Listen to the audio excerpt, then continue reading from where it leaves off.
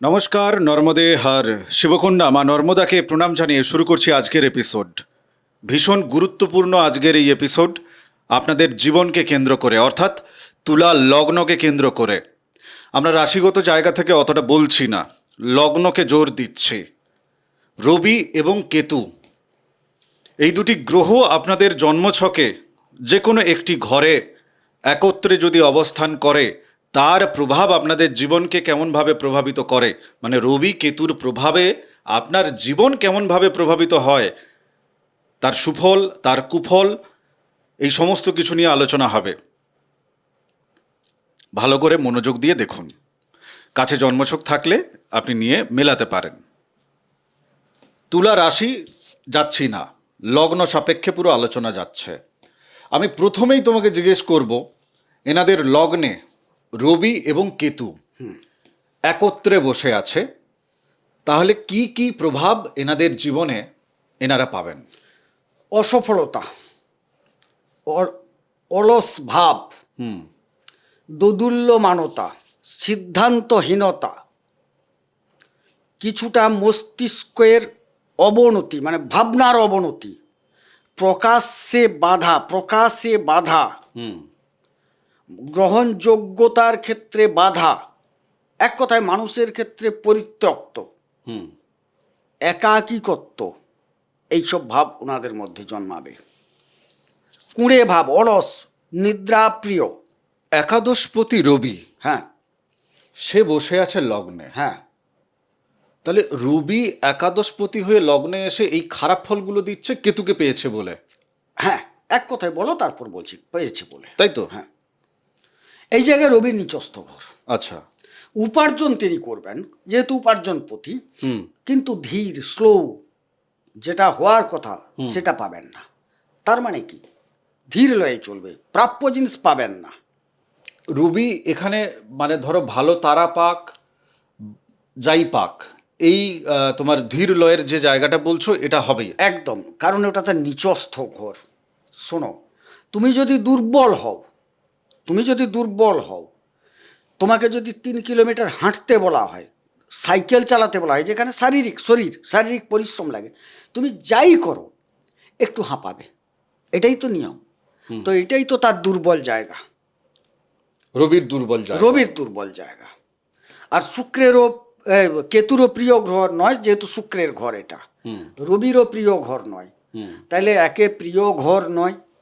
রবি যেটা মানুষের আত্মা, যে সে নিজেই দুর্বল।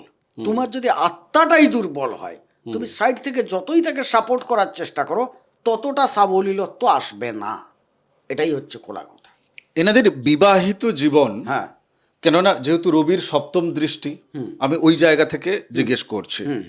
এনাদের ব্যবসায়িক জীবন, এনাদের বিবাহিত জীবন, সেটা কেমন ভাবে প্রভাবিত হবে? কি কি ফল দেবে এই শুক্র? বিবাহিত জীবন একদম ভালো যাবে না। না, পার্টনার উগ্র হবে, পার্টনারের মধ্যে ধৈর্যের অভাব ঘটবে।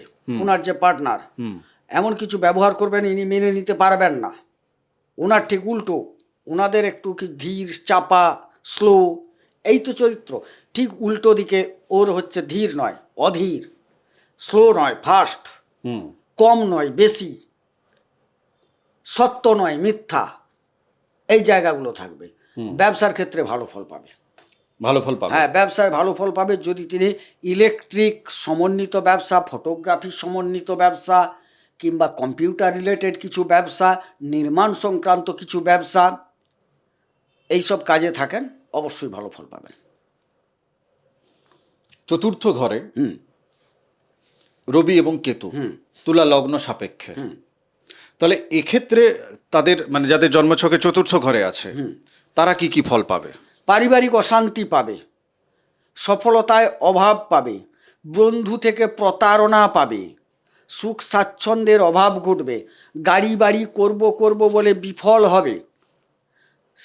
মধ্যশিক্ষা, যেটা মানে সাধারণ শিক্ষা গ্র্যাজুয়েশন পর্যন্ত, কয়েকটি সুনির্দিষ্ট শিক্ষা ব্যতীত সফলতার অভাব ঘটবে। মানে রবি আর কেতুর জায়গাটাই হচ্ছে গন্ডগোলের জায়গা। একদম, রবি কেতুতে গ্রহণযোগ হয় এই জায়গা মূলত একদম। আবার তারা এসব তো ব্যাপার আছে, অনেক তারা বিচার টিচার আছে।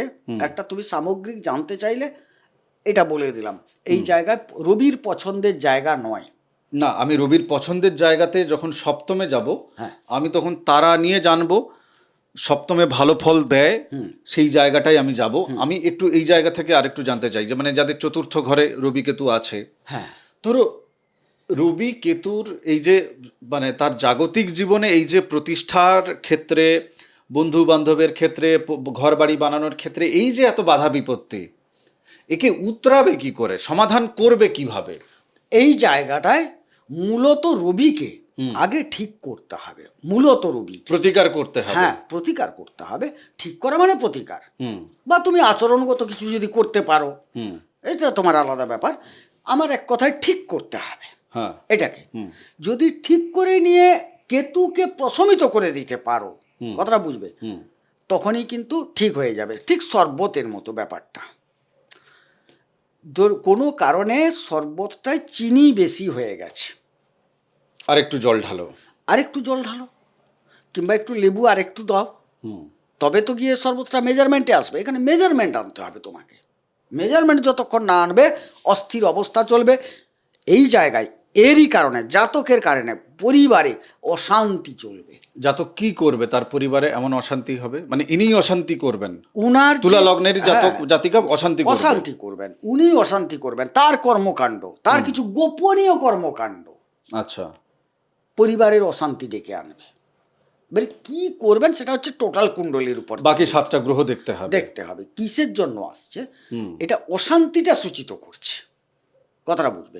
আচ্ছা, সপ্তমে চলে যাও। হ্যাঁ সপ্তম স্থানে রবি কেতু, হ্যাঁ এখান থেকে ভালো কি কি ফল পাবে? হ্যাঁ আর যেহেতু সপ্তম দৃষ্টি শুক্রের ঘরের সাথে হয়ে যাবে, খারাপও ফল থাকবে নিশ্চয়ই। অবশ্যই অবশ্যই। ভালো কি কি আর খারাপ কি কি? আচ্ছা, প্রথম যাদের জন্মছকে সপ্তমে রবি এবং কেতু বসে আছে, এই জায়গাটা আমাকে একটু তারা না উল্লেখ করলে ভুল বার্তা যায়। না না, তুমি অবশ্যই তারা উল্লেখ করবে। যদি ভালো তারা পায়, ভালো তারা আমরা বহু এপিসোডে ব্যাখ্যা দিয়েছি, তাইলে দাম্পত্যটা টিকে যাবে, না হলে কিন্তু দাম্পত্য ধ্বংস হয়ে যাবে। আচ্ছা, তৃতীয় কোনো ব্যক্তির উপস্থিতি, তৃতীয় কোনো ব্যক্তির পরামর্শ এই দাম্পত্য ধ্বংসের ক্ষেত্রে মূল কারক হয়ে দাঁড়াবে। পার্টনার নিজেকে একটা জাহির করতে চাইবে, তিনি জ্ঞানী, তিনি বিশাল, তাকে গণ্যমান্য বলে সবাই চেনে জানে, এরকম একটা ব্যাপার। আদপে কিন্তু তার সেই প্রভাবটা পরিবারের ক্ষেত্রে ধ্বংসের কারক হয়ে দাঁড়াবে, বিচ্ছিন্ন যোগ তৈরি হবে এই জায়গায়। পার্টনার আদতে তিনি যতটা দাবি করছেন জ্ঞানের, ততটা কি আসলে তিনি জ্ঞানী? এখানে কি হবে জানো তো, মূলত জ্ঞান তো আছে, উনার পার্টনার না একটু উপার্জনশীল হবে।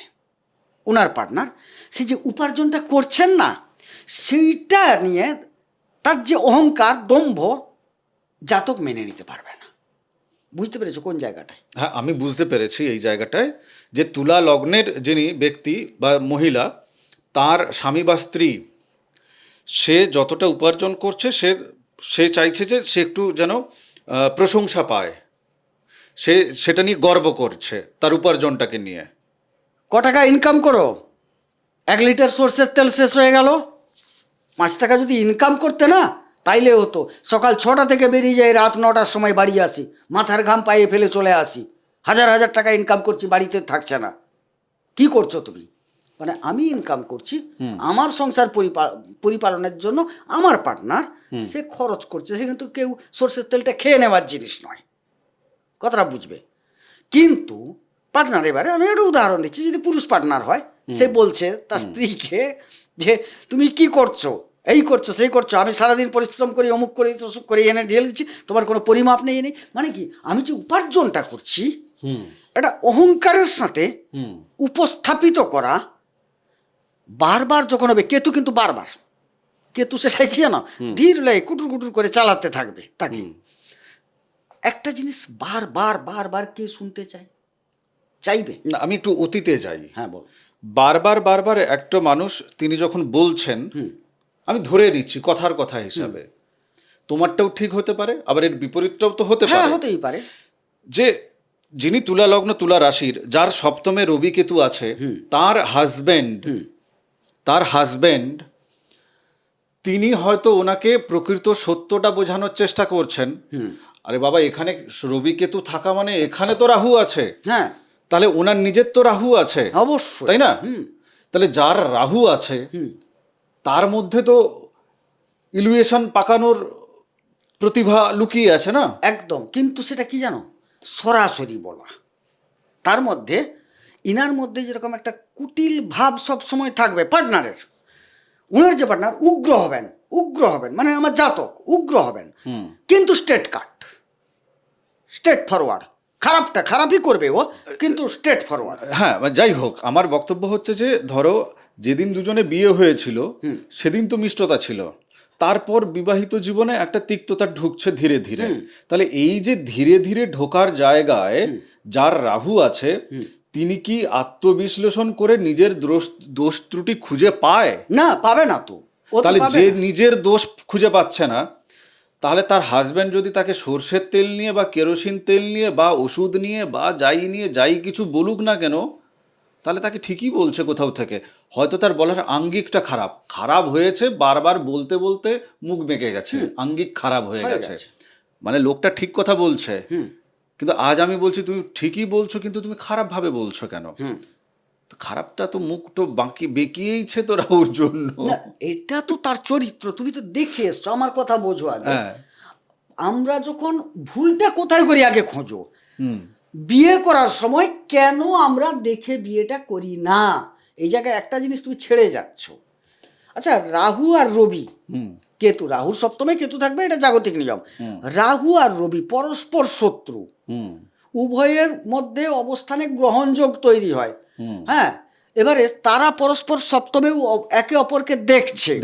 এবারে বলো তাদের সম্পর্কটা, হ্যাঁ, পার্টনার যথেষ্ট দক্ষ হবে, সপ্তমে যেহেতু রবি। হ্যাঁ, মানে এই তুলা রাশি তুলা লগ্নে যার এখানে রাহু আছে, তার সপ্তমে রবি কেতু আছে, আপনার পার্টনার দক্ষ হবে, সে তো নিঃসন্দেহে উপার্জনশীলও হতে পারে। কিন্তু ঘটনা হচ্ছে, আমি যখন দেখে বিয়েটা করছি, আমি বুঝে নেব না যে আমার পার্টনার এই তো দেখাচ্ছে আমার কুণ্ডলিতে, তার কুণ্ডলী কি বলছে, কথাটা খুব বুঝবে। আমার পার্টনারের কুণ্ডলী ম্যাচিংটা করানো কেন হচ্ছে না? আর যখনই ম্যাচিং করানো হচ্ছে না, তখন সমস্যা। আরো একটা জিনিস তোমাকে ছোট্ট করে জানিয়ে রাখি, কেতু সপ্তমে যেরকম খারাপ, রবি কিন্তু বৈবাহিক ক্ষেত্রে, দাম্পত্য ক্ষেত্রে মোটেও ভালো গ্রহ নয়। যার লগ্নে রাহু আছে তারই তো সপ্তমে কেতু থাকছে। তো যার লগ্নে রাহু আছে তার নিজের জোটক বিচার টিচার করার সময় নেই। ঠিক আছে, আমার মুখ খুলিও না। চলো নবমে রবি আর কেতু একত্রে বসে আছে, কি কি ফলাফল দেবে? ভাগ্য বিড়ম্বনা দেবে, হওয়া কাজ আটকে দেবে। মানে জাগতিক কথা বলছি। হ্যাঁ, বাবার সাথে কিছুটা খিটিমিটির ভাব আসবে ওই জায়গাটায়। এবারে কিছু ক্ষেত্রে অনেকটা এগিয়ে যাওয়ার পর কি সামান্য অংশের জন্য বিফলতা আসবে, মনোনিবেশের অভাব ঘটবে, বুদ্ধিভ্রংশতা ঘটবে। আধ্যাত্মিক পথে যদি উনি থাকেন, এবারে জাগতিক নয়, অজাগতিক, মানে তুমি চলে গেলে এবারে ঈশ্বর সম্বন্ধিত ভবের ঘরে গেলে না। আমি এখনো ভবের ঘরে, মানে আমি এখনো ঈশ্বর সম্পর্কিত বলছি ঠিক কথা, কিন্তু ঈশ্বর সম্পর্কিত কর্ম বাছাইয়ের দিকটাতে আমি বলছি। মানে ধরো উনি জ্যোতিষবিদ্যা শিখছেন, উনি পুজো পাঠ করছেন, তাহলে সেক্ষেত্রে তো ওনার টাকা পয়সা যেটা আসবে সেটা দিয়ে সুন্দরভাবে উনি জীবন প্রতিপালন তো নিশ্চয়ই করতে পারবেন। সূক্ষ্ম পলিসিতে মিষ্টি কথায়, মেয়েলি ভাষায়, মানে একটা সুর আছে, নরম সুর বলে না, মেয়েলি ভাষা, খুব নরম ললিত ভাষা, যেটা দিয়ে পেটটা কেটে দেবেন। মানে যদি কেতু খারাপ থাকে, যদি, মানে ওখানে নিচস্ত আবার কি, যদি মানে ওখানে যে নবম বললে, এই জায়গাটায় কেতু নিচস্ত। আচ্ছা, মানে কেতু ওখানে ভালো গেলেও গাড্ডায় ঢুকে গেল। এবারে সে কি করবে, তার খেলাটা দেখাবে মিহি সুরে, ধীরে, চালাকির সাথে, গোপনে সে কিন্তু এই জিনিসটা ঘটাবে, নিজের প্রতিষ্ঠার দিকে যাবে, তাও পাবে না, প্রতিষ্ঠা পাবে না। রবি একটা চাইবে প্রতিষ্ঠা নিতে, কিন্তু এই কেতু এই সব করতে করতে আর্থিক প্রতিষ্ঠা পেলেও সামাজিক দিক থেকে যে একটা অমর্যাদাকর জায়গা তৈরি করে ফেলবে। আচ্ছা, মানে কেতু এমনিতে ভালো কেতু গিয়ে খারাপ হয়ে গেল, এবং উনি তারপরে আরো খারাপটা করে ফেলবেন। হ্যাঁ, কিন্তু এখানে রবির ভূমিকা ভালো, মিত্রগৃহ। হ্যাঁ, রবি মিত্রগৃহে আছে। যাই হোক, ফলাফলের জায়গা থেকে তাহলে যেটা দাঁড়াচ্ছে যে তাহলে কেরিয়ারের জায়গায় টাকা পয়সা তেমন একটা রোজগারের দিকে যাবে না, বা রোজগার হলেও সামাজিকভাবে মানে সম্মান পাবে না। এক কথায় ওটাই ভাগ্য বিড়ম্বনা। বা আচ্ছা, এই যেখানে যেখানে আমরা খারাপ ফল বলছি আপনারা সব বুঝতে পারেন যে এই গ্রহের প্রতিকার করে নিলে এর মগজমারি থেমে যাবে। এবার গ্রহের প্রতিকার করতে গেলে কিভাবে করতে হবে না করতে হবে আমাদেরকে জন্ম তারিখ সময় টময় দিয়ে দেখতে হবে, আপনাদের হাত দেখতে হবে। আমি আরেকটা জায়গায় যাই, এটা খুব ইন্টারেস্টিং জায়গা। তুমি বুঝতে পারছো কোন জায়গাটা আমি দেব? একদম। দশম ঘর, হ্যাঁ, রবি কেতু।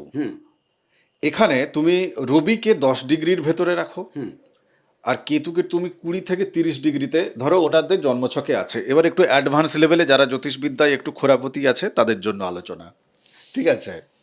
এক্ষেত্রে কি ফলাফল দেবে? একদম জ্যোতিষবিদ্যার কথা তুললে মানে আমাকে একদম অবশ্যই এইখানে অ্যাডভান্স লেভেলে। রবি এই ঘরে নিষ্ক্রিয়। হ্যাঁ, রবির নিজের কিন্তু দ্বাদশ ঘর, বোঝা গেল? এই জায়গায় রবি কিন্তু খুব একটা শক্তিশালীও নয়, আর নিষ্ক্রিয় মানে কি, ভালো মন্দের কোনোটাই নয়। না। তবে তবে হ্যাঁ, যেহেতু নিজে নিজের দ্বাদশে অবস্থান করে আছে এবং আমাদের লগ্ন সাপেক্ষে, জাতকের লগ্ন সাপেক্ষে দশমে অবস্থান করে আছে, যদি তিনি কোনো প্রকার গুপ্ত কর্মে যুক্ত থাকেন, অবশ্যই যে যার ডিগ্রি বলেছ মানে সফলতা পাবেন। যে যার ডিগ্রি বলেছ, যে যার সক্রিয় সফলতা পাবেন। সিআইডি বিভাগ, সিবিআই বিভাগ, কোনো জল নিয়ে রিসার্চ, সরকারি চাকরি পাবেন আপনারা, ঠিক আছে, কোনো অসুবিধা নেই। রবি নিষ্ক্রিয়, বাট সরকারি চাকরি হ্যাঁ, পাবেন। কোনো রিসার্চ, জল নিয়ে, তরল নিয়ে রিসার্চ, সেই জায়গাটায় খুব শুভ ফল পাবেন, খুব শুভ ফল পাবেন। কথাটা বোঝা গেল? কিছু হয়তো কেমিক্যাল জাতীয় জায়গা, সেখানকার রিসার্চ, ভালো ফল পাবেন। আচ্ছা, এই যে ধরো তোমার চন্দ্রের ঘরে রবি গিয়ে নিষ্ক্রিয় হলো, হ্যাঁ, তো আজকাল আমরা দেখতে পাচ্ছি যে যারা চন্দ্র তারা রবি হওয়ার জন্য দ্রুত বেগে ছুটছে। হ্যাঁ, ঠিক আছে, হ্যাঁ, মানে এখন চন্দ্র রবি হতে চাইছে, মানে মহিলারা পুরুষ হতে চাইছে। তিনি তার মাতৃত্বকে জলাঞ্জলি দিচ্ছেন, দিয়ে তিনি বলছেন যে না, আমি পুরুষের থেকেও সামনে দাঁড়িয়ে আছি, কি করে সেটা পরিচয় দেব। কিন্তু জ্যোতিষবিদ্যার এই জায়গা থেকে দেখুন খুব সুন্দরভাবেই বোঝা যাচ্ছে যে কালপুরুষ রাশিচক্রের চতুর্থ ঘর, চন্দ্রের ঘর, মাতৃত্বের জায়গা, রবি পিতার জায়গা, মানে পুরুষের জায়গা, পুরুষ তত্ত্বের জায়গা। সে যখন নারী তত্ত্বে গিয়েছে, সেখানে গিয়ে সে কিন্তু নিজেকে নিষ্ক্রিয় করেছে।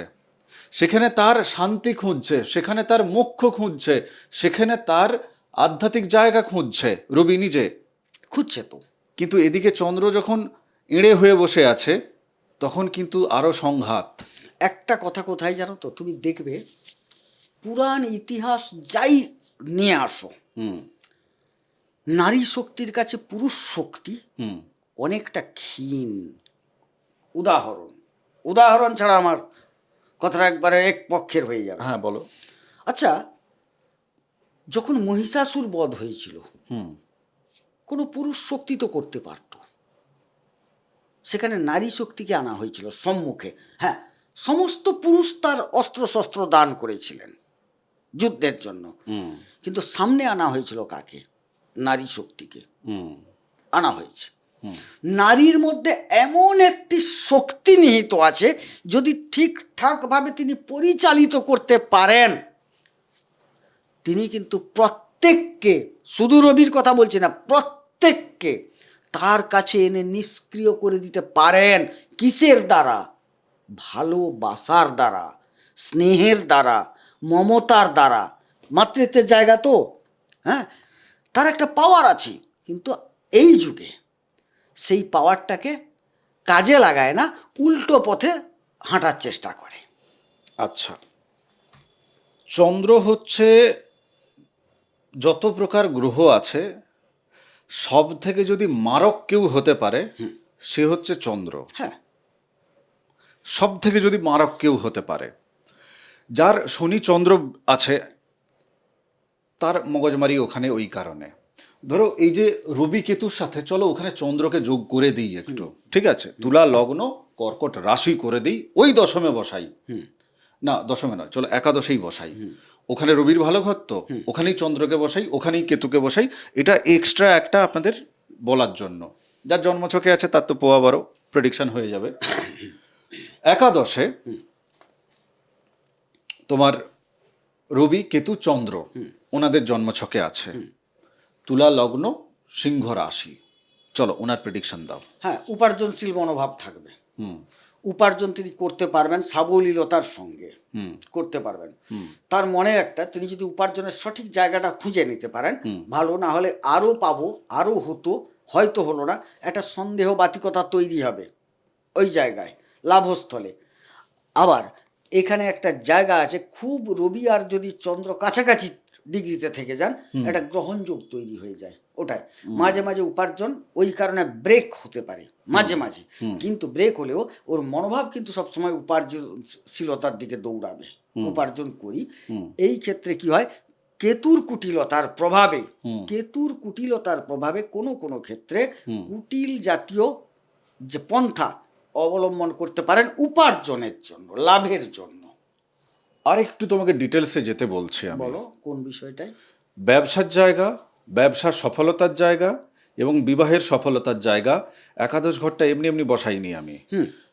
এই তুলা লগ্নের ব্যক্তি যার সিংহ রাশি তুলা লগ্ন, তার ব্যবসার সফলতা, তার দাম্পত্য জীবনের সফলতা, ঠিক আছে, ওনার নিজের উপর মানে যার আছে জন্মছকে রবি কেতু চন্দ্র আছে তার উপর কতটা ব্যবসা নির্ভর থেকে করছে। আমি বলে দিচ্ছি তোমাকে, দেখো তুলার সাপেক্ষে একাদশপতিকে রবি, রবি স্বগৃহী, তাই লাভস্থলে থাকছেন। আচ্ছা, কিন্তু সপ্তমাধিপতিকে মঙ্গল, ব্যবসা দেখতে গেলে আগে আমাকে মঙ্গল দেখতে হবে। উপার্জন যে তিনি ব্যবসা থেকে করবেন আমি তোমাকে বলতে পারবো না, কারণ আমি সপ্তমাধিপতি কোথায় জানি না।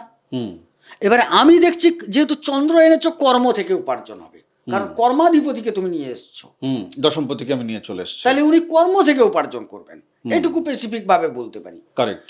এবারে যদি দেখা যায় কোনো কারণে সাও দেখতে পাচ্ছি না এখানে, না ধরো মঙ্গল এখানে বসিয়ে দিয়েছি, হ্যাঁ চলো মঙ্গল বসিয়ে দিলাম, সপ্তমে মঙ্গল।